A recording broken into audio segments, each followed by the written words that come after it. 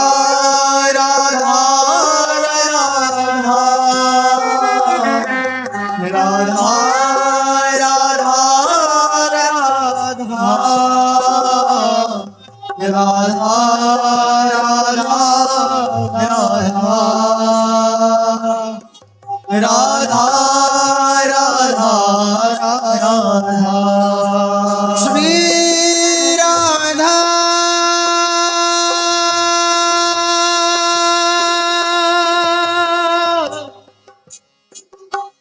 Radha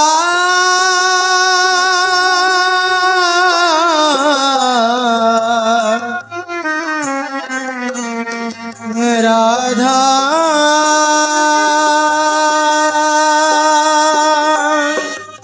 Radha